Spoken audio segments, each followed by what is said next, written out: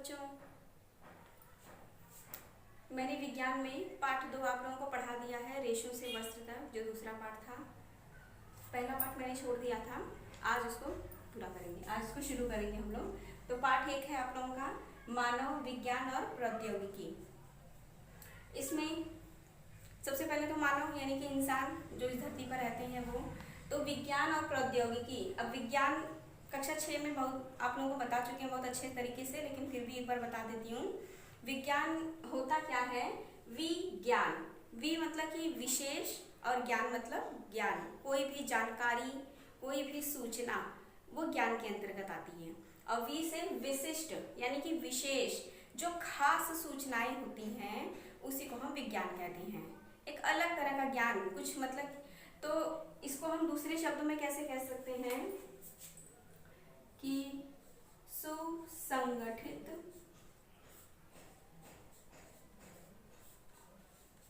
सुव्यवस्थित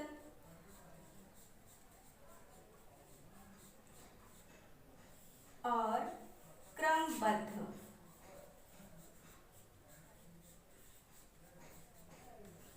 क्रमबद्ध ज्ञान को विज्ञान कहते हैं।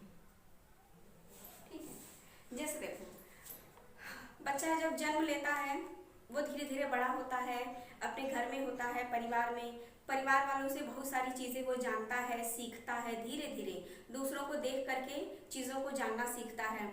उसके बाद वो थोड़ा सा बड़ा होता है तो अपने घर के बाहर निकलता है, उसके छोटे छोटे, उसी के उम्र के जो छोटे छोटे बच्चे होते हैं उन सबके साथ वो खेलता है, कूदता है, तो उन लोगों के साथ भी वो बहुत सारी चीज़ों को सीखता है, समझता है। फिर स्कूल जाता है, स्कूल में भी कई सारे बच्चों से उसकी दोस्ती होती है, वहाँ पे भी वो बहुत सारी चीज़ें सीखते हैं। तो इस तरह से बच्चों के दिमाग में बहुत सारी सूचनाएं इकट्ठा हो जाती हैं, वो अपने आसपास के माहौल को बहुत हद तक समझ जाते हैं, सीख जाते हैं। तो ये सारी सूचनाएं विज्ञान मतलब क्या, ये कोई अलग चीज़ नहीं है, ये ज्ञान है। मतलब कि जितनी सूचनाओं को बच्चा समझा है, जाना है अपनी भाषा में, अपनी मातृभाषा में, जैसे घर पे जो भाषा यूज़ करते हैं उन बातों को जाने हैं, बहुत सारी चीज़ों को वो जाने हैं, समझे हैं। लेकिन वो चीज़ें होती क्यों हैं और कैसे होती हैं, उनका एक्चुअल में कारण क्या होता है, वो होती कैसे हैं, क्यों क्यों होता है वो, तो यही क्यों का जो उत्तर है वही विज्ञान देता है। मतलब कोई चीज़ क्यों होती है। जैसे पानी को हमने आग पे रखा, चूल्हे पर हमने रखा गर्म, वो धीरे धीरे गर्म होने लगता है। तो यहाँ में सवाल होता है कि पानी गर्म क्यों होता है।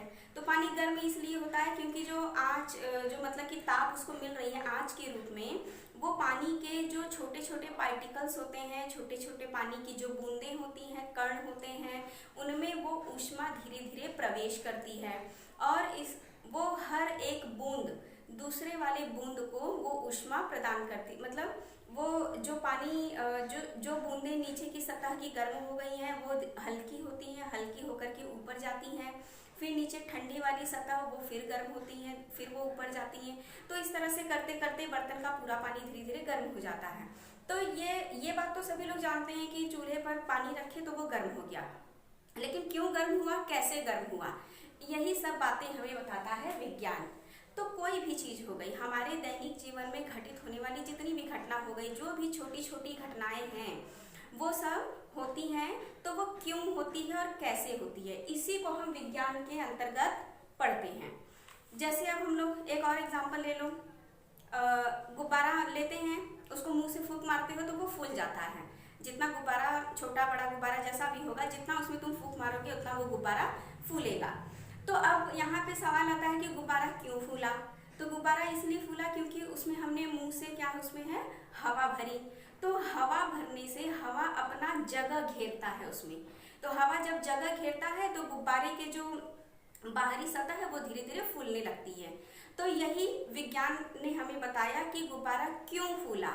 हमने मुंह से फूंक मारा, गुब्बारा फूल गया, लेकिन गुब्बारा फूला क्यों, क्योंकि उसमें हवा हमने भरी, हवा ने अपनी जगह घेर ली, इसलिए वो गुब्बारा जो है फूल गया। तो यही विज्ञान हमें बताता है कि कोई भी घटना होती है तो वो क्यों होती है। फिर इसी तरह सुसंगठित मतलब सारे घटनाओं को हम जब आपस में जोड़ेंगे सुव्यवस्थित और क्रमबद्ध तरीके से, यानी कि एक एक घटना को हर एक एक स्टेप में, जैसे पहले ये चीज़ हुई, फिर ये चीज़ हुई, फिर ये चीज़ हुई, इस तरह से जब हम घटनाओं को एक एक क्रम में जोड़ते जाते हैं तो उससे जो हमारा ज्ञान प्राप्त होता है वही होता है विज्ञान। तो अब विज्ञान हमें हर तरह के सवालों का जवाब देता है कि कोई भी घटना होती है तो वो क्यों होती है।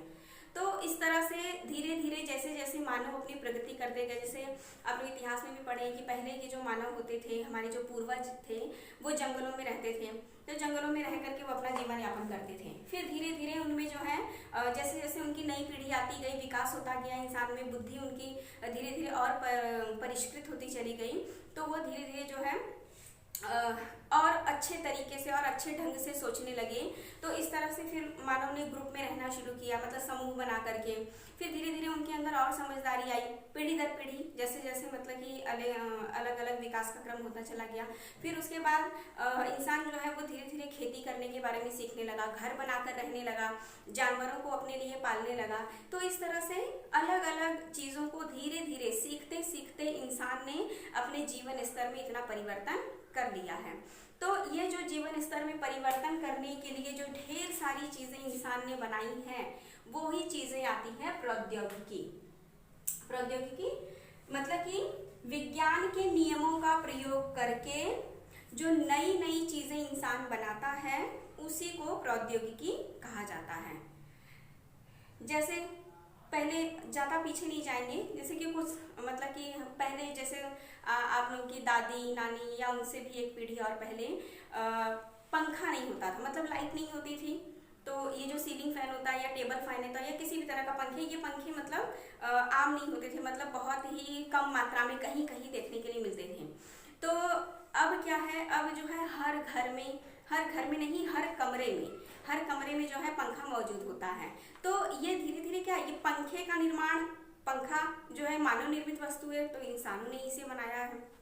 तो इंसान ने कैसे बनाया है, उसमें किस तरह की मशीन फिट होगी, कैसा मोटर लगेगा, उसमें कैसे पंखे लगेंगे, कैसे कहाँ कहाँ से हमें तार जोड़नी है, कैसे उसका स्टैंड बनाना है, कैसे उसका फ्रेम बनाना है। तो ये सारी चीज़ें अलग अलग हिस्से में बनती हैं। तो इंसान ने मतलब एक पंखा बनाने के लिए उसको कितनी सारी चीज़ें इकट्ठा करनी पड़ी, उसके पंखे, उसका ऊपर का फ्रेम, उसका स्टैंड, उसके तार, उसके मशीन में जो अलग अलग छोटे छोटे कलपुर्जे लगे होंगे। तो ये सारी चीज़ें अलग अलग पहले बनाए होंगे, बना करके तब उनको जोड़ करके पंखा बनाए। तो यही सब छोटी छोटी चीज़ें, मतलब विज्ञान के नियमों का प्रयोग करके इंसान जो भी साधन बनाता है या जो भी चीज़ें बनाता है वही प्रौद्योगिकी कहलाता है। तो इसमें हमारी सारी चीज़ें हो जाएंगी, जितनी भी मानव निर्मित वस्तुएं हैं वो सब हमारी प्रौद्योगिकी के अंतर्गत ही हैं, क्योंकि उसमें विज्ञान के नियमों का प्रयोग हुआ है। मतलब इंसान ने जाना कि किस तरह से बिजली जो है काम करता है, विद्युत जो है किस तरह से हम प्लग लगा देते हैं, उसमें तार जोड़ते हैं, प्लग लगा देते हैं, बटन ऑन करते हैं तो उसमें बिजली प्रवाहित होने लगती है। तो बिजली प्रवाहित होती है तो मशीन घूमता है, चलता है, फिर उससे हम जो भी डैना या पंखा जो भी जोड़े रहेंगे पत्ती, वो हमारी चलने लगेगी। तो ये सारे क्या है, ये सब विज्ञान के नियम हैं कि हम विद्युत से किस तरह से तार को जोड़ करके पंखे को चलाएंगे। तो ये सारे विज्ञान के नियम हैं और उनका प्रयोग करके जो इंसान ने पंखा बनाया वो क्या हो गया, प्रौद्योगिकी। तो प्रौद्योगिकी विज्ञान के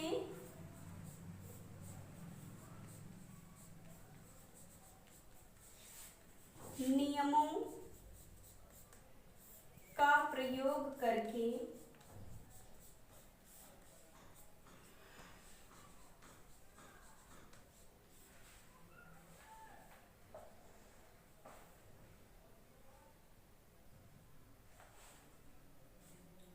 संसाधनों का निर्माण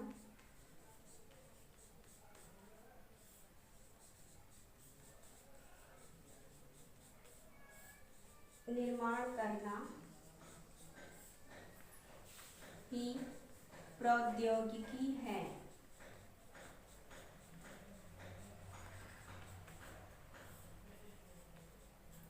मतलब एक तरह से ये समझ लो कि इंसान ने अपने जीवन को सरल और सुविधा युक्त बनाने के लिए जितनी भी चीज़ों का निर्माण किया है वो सब चीज़ें जो है प्रौद्योगिकी हैं, क्योंकि इनका इस्तेमाल इंसान ने कैसे किया है, अपने बुद्धि का प्रयोग करके। बुद्धि क्या है, सुसंगठित विज्ञान ही है एक तरह से। तो हम जो भी काम एक स्टेप बाय स्टेप और सरल तरीके से, मतलब कि अपने काम को, अपने समय को बचाने के लिए, अधिक से अधिक अपना आउटपुट देने के लिए या काम निकालने के लिए जो भी चीज़ हम बनाते हैं हमारी सहूलियत के लिए, वो सब क्या है, प्रौद्योगिकी। जैसे एक सुई, सुई क्या करती है, सुई बहुत पतली सी चीज़ है, आप लोग जानते हैं, बहुत छोटी सी चीज़ है, एकदम पतली छोटी। उसमें क्या होता है, सिर्फ एक हिस्सा जो होता है उसका नुकीला होता है ताकि वो कपड़े को अच्छे से छेद सके, और दूसरा हिस्सा क्या होता है, चिपटा होता है, उसमें एक होल होता है। होल किस लिए, ताकि हम उसमें धागे को डालें। तो उसमें धागे को डालते हैं और नुकीला हिस्सा कपड़े को छेदता है। तो इस तरह से दो अलग अलग कपड़े को हम धागे और सुई की सहायता से आपस में सिल देते हैं। तो ये क्या हो गया, ये सुई भी क्या है, सुई भी हमारी प्रौद्योगिकी है। अपने काम को आसान बनाने के लिए, मतलब विज्ञान के नियमों का प्रयोग करके, विज्ञान के नियम का उसमें प्रयोग किया। कैसे कि कोई भी नुकीली चीज होती है वो किसी भी चीज को आसानी से छेद सकती है। अगर तुम सुई का जो मोटा वाला हिस्सा होता है जहाँ से धागा डालते हैं, अगर उसको कपड़े में घुसाओगे तो वो नहीं घुसेगा लेकिन बहुत देरी में घुसेगा। लेकिन जो नुकीला वाला हिस्सा होता है वो तुरंत घुस जाता है। तो ये विज्ञान का नियम हो गया कि कोई भी जब नुकीली चीज होती है तो वो किसी भी वस्तु में बहुत जल्दी छेद कर देती है। तो ये विज्ञान का नियम हो गया। इसी नियम का प्रयोग करके इंसान ने एक सुई बनाया, उसमें धागा बनाया। तो सुई और धागा दोनों का प्रयोग करके और अपने कपड़े को सिल लिया, मतलब अपने काम को आसान बना दिया। दो अलग अलग टुकड़े थे, उनको आपस में जोड़ दिया, जोड़ करके अब अपना काम चलाएगा। तो इस तरह से सुई हो गया, धागा हो गया, ये क्या है, सब प्रौद्योगिकी। मतलब जितनी भी इंसान ने जितनी भी चीजें बनाई हैं अपने काम को सरल करने के लिए, अपने आप को सुविधा प्रदान करने के लिए, वो सारी चीजें प्रौद्योगिकी की हैं। अब है विज्ञान और प्रौद्योगिकी के विकास से मानव जीवन में परिवर्तन। मतलब कि मानव ने विज्ञान के नियम का इस्तेमाल करके जितनी भी चीजें बनाई, उन सब से उसके जीवन में कौन कौन सा परिवर्तन हुआ है। तो ये सारी चीजें, जैसे पहले इंसान जो है जंगलों में रहते थे, फिर वो धीरे धीरे घर बना, मतलब झोपड़ी बना के रहने लगे। फिर और सारी चीज़ों का निर्माण हुआ, सीमेंट है, ईंट है, बालू पत्थर गिट्टी, उन सब से फिर धीरे धीरे पक्के मकान बनने लगे। तो ये धीरे धीरे मनुष्य के जीवन स्तर में बहुत हद तक सुधार हुआ है। फिर उसके बाद यातायात के लिए पहले इंसान जो है पैदल यात्रा करते थे, क्योंकि उनके पास कोई साधन नहीं होता था। तो वो एक स्थान से दूसरे स्थान पर जाने के लिए पैदल ही वो अपना सफ़र शुरू करते थे। फिर धीरे धीरे इंसान जो है पहियों का ज्ञान हुआ, मतलब कि देखा उन्होंने कि कोई गोल चीज होती है वो जमीन पर लुढ़कते हुए काफी दूर तक चली जाती है। तो इस तरह से पहिए की संकल्पना इंसान के मन में जन्म ली। फिर इंसान धीरे धीरे छोटे पहियों का, फिर बड़े पहियों का इस तरह से निर्माण करके उसमें और चीज़ें जोड़ करके अपने लिए गाड़ी, कह लो कि पहले के मतलब जो गाड़ियाँ होती थी उनमें जानवरों का इस्तेमाल होता था, जैसे रथ वगैरह होते थे, और बैलगाड़ी हो गई, घोड़ा गाड़ी हो गई, एक्का जिसको बोलते थे। तो इन सब में जानवरों का प्रयोग होता था, तो जानवर उनको खींचते थे। फिर उसके बाद जानवरों के स्थान पे जो है मशीनों का निर्माण हुआ। मशीनों का निर्माण होने से ये सब चीज़ें जो है साधन और मतलब कि तेज़ी से चलने लगे। अब जैसे जानवर जितनी भी स्पीड करेंगे मशीन उससे ज़्यादा ही तेज चलेगी। तो धीरे धीरे पहले साइकिल, फिर मोटर बाइक, फिर कार, और फिर उसके बाद हवाई जहाज, धीरे धीरे, मतलब ये सारी चीज़ें कुछ सालों में नहीं, कई सालों, मतलब कई सैकड़ों वर्षों में ये सब चीज़ें धीरे धीरे परिवर्तन हुई है। तो इस तरह से मनुष्य ने हर क्षेत्र में अपने लिए आवश्यकता अनुसार चीज़ों का निर्माण करते करते अपने आप को बहुत ही समृद्धशाली बना लिया है। फिर है संचार का माध्यम। तो संचार के लिए जो है इंसान, एक दूसरे के पास कोई साधन नहीं था, तो वो सब दूर दूर, मतलब कि एक दूसरे से जब मिलने जाते थे तब हालचाल मिलता था एक दूसरे का। फिर उसके बाद चिट्ठी, मतलब कि चिट्ठी लिखने का समय आया, तो चिट्ठी सब एक पत्र पे, पन्ने पर लिख करके, उस पर पता लिख करके डाक में पोस्ट कर देते थे। तो वहाँ से फिर डाकिया वो अलग अलग क्षेत्रों में वो चिट्ठी जाती थी, वहाँ के डाकिये जो है फिर घर घर चिट्ठी पहुँचाते थे। तो इस तरह से सभी को अपने लोगों का, परिचितों का हालचाल मिलता था। उसके बाद फिर धीरे धीरे टेलीफोन का आविष्कार हुआ।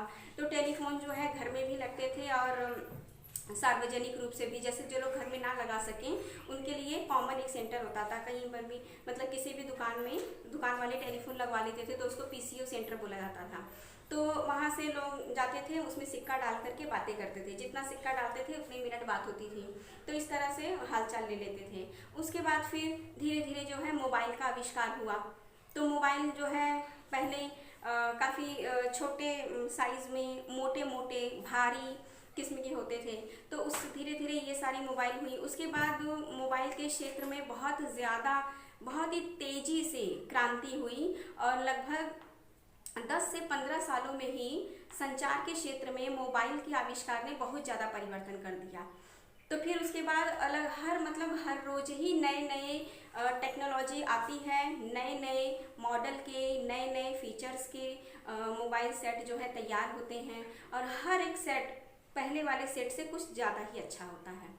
तो इस तरह से उसके बाद फिर है इंटरनेट का आविष्कार। जब इंटरनेट का चलन शुरू हुआ, इसका जब आविष्कार हुआ तो इसने लोगों के जीवन में बहुत ज़्यादा परिवर्तन ला दिया है। तो इंटरनेट के प्रयोग से ऐसी कोई भी जानकारी नहीं है जो कि हमसे छूटी रहे। हम इंटरनेट का प्रयोग करके गूगल पे सर्च के चाहे जो भी चीज़ हमें जाननी हो उसको हम जान सकते हैं, पढ़ सकते हैं उसमें। तो इस तरह से इंसान के जीवन में बहुत ज़्यादा विज्ञान और प्रौद्योगिकी के उपयोग से बहुत ही ज़्यादा परिवर्तन हो चुका है। फिर उसके बाद है साधन के लिए तो जो पानी वाली जहाज, हवाई जहाज, ट्रेन है, अलग अलग तरह की बहुत सारी साधनों का निर्माण हुआ। फिर उसके बाद है चिकित्सा के क्षेत्र में। तो चिकित्सा क्षेत्र में पहले जो है वैद्य लोग होते थे, वो जड़ी बूटियों का इस्तेमाल करके लोगों का इलाज करते थे। फिर धीरे धीरे समय बदला, वैद्य का स्थान डॉक्टरों ने ले लिया। डॉक्टर जो है पहले स्टेथोस्कोप मशीन से, स्टेथोस्कोप मतलब जो कान में लगा करके डॉक्टर उसको धड़कन जो है चेक करते हैं और उससे पता लगाते हैं कि क्या छोटी मोटी जो भी बीमारियां होती हैं उसका पता लगा लेते हैं। तो इस तरह से डॉक्टर आला, उसको हिंदी में आला बोलते हैं, तो आला लगा करके पल्स रेट अपनी जो है हार्ट बीट चेक करके छोटी मोटी जो है बीमारियों का इलाज कर लेते थे। तो उसके बाद फिर ये भी चीज़ें बहुत पुरानी हो गई। अब जो है कोई भी अगर छोटी सी भी चीज़ होती है तो डॉक्टर उसका टेस्ट करवाते हैं सबसे पहले। हर अलग अलग बीमारी के लिए अलग अलग तरह की मशीनें हैं जो कि इंसान का चेकअप करती हैं। एक्सरे है, सोनोग्राफी है, अल्ट्रासाउंड मशीन है, सीटी स्कैन है, एमआरआई है, ये सब अलग अलग तरीके के टेस्ट हैं जो कि इंसान के शरीर में कौन सा रोग हो रहा है या क्या चल रहा है, तो ये सारी चीज़ें पता लगाने के लिए ये डॉक्टर टेस्ट लिखते हैं और उसके अनुसार फिर इलाज करते हैं। तो चिकित्सा के क्षेत्र में भी ये बहुत सारे रोज ही नई नई दवाइयों का निर्माण होता है, हर अलग अलग तरह के बीमारियों से उसको ठीक करने के लिए। फिर है उद्योग धंधे जो कि हमारे देश में बहुत ही ज़्यादा पहले जो है बहुत ही कम थे। तो इंसान जो है जो प्राकृतिक संसाधन होते थे उन्हीं का इस्तेमाल करते थे। फिर धीरे धीरे इंसान ने प्रगति की, नई नई मशीनों का निर्माण हुआ, नई नई चीज़ें बनने लगी। तो फिर उसके बाद मिल, फैक्ट्री वगैरह जैसे इस तरह की स्थापना होने लगी। अलग अलग नए तरह के उद्योग धंधे स्थापित होने लगे। तो उसमें जो है अपना खनन उद्योग हो गया, लौह इस्पात उद्योग हो गया, स्टील उद्योग हो गया।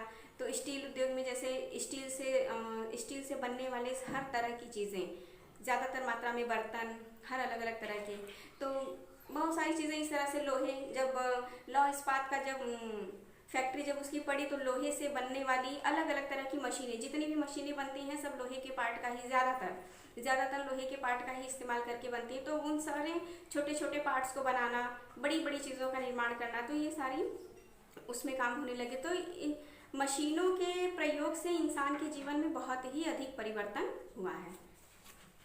ये सारी चीज़ें क्या, ये सब विज्ञान के नियमों का प्रयोग करके ही इंसान ने खुद बनाई है। सारी मशीनों का निर्माण खुद किया और उसके अनुसार फिर नई नई चीज़ें बनाते रहते हैं।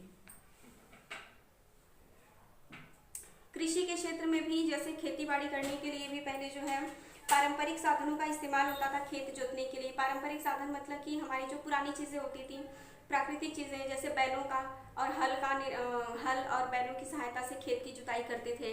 हाथ से बीजों को बोना, फिर कटाई उनकी स्वयं करना, फिर उसके बाद जैसे गेहूं वाले जो अनाज है उनको कोल्हू के द्वारा बैल जो होते थे कोल्हू में लगे हुए होते थे। असल में कोल्हू तो मैंने भी नहीं देखा है, बस मैंने नाम सुना है कि बैल जो होते थे पूरे घर में अनाज फैला दिया जाता था तो बैल उस पर चलते थे गोल गोल। तो बैल के खुर से उसके पैर को खुर बोलते हैं, उसके खुर से वो अनाज पूरा जो है अलग अलग हो जाता था, भूसा अलग और अनाज अलग। तो ये सारी प्रक्रिया जो होती थी बहुत ही लंबी प्रक्रिया होती थी, कई महीनों तक चलती थी। लेकिन अब जो है नए नए ट्रैक्टर, थ्रेशर मशीन वगैरह सब आ गई हैं, तो उसके इस्तेमाल से जो है कुछ ही घंटों में काफ़ी बड़े बड़े खेत के जो अनाज होते हैं कुछ ही घंटों में काट के, उसा के, दबा के, अनाज अलग, भूसा अलग, डंडी अलग, सारी चीज़ें अलग अलग होकर के हमारे घरों में पहुंच जाती हैं। तो ये सब किसकी वजह से संभव हुआ है? मशीनों की वजह से। तो मशीनें भी क्या है? विज्ञान का ही एक आविष्कार है, विज्ञान का ही चमत्कार है ये सब। इन्हीं सब नियमों का प्रयोग करके इंसान ने अपने जीवन को बहुत ही ज़्यादा सुखमय बना दिया है।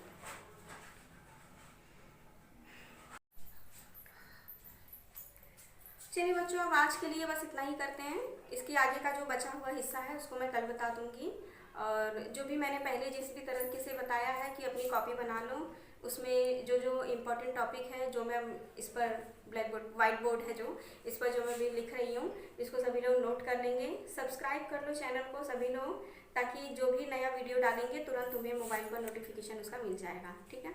और सभी लोग घर में ही रहेंगे, साफ सफाई से रहेंगे, अपने आप कहीं इधर उधर बेकार में बिना काम के आना जाना नहीं है कहीं पर भी।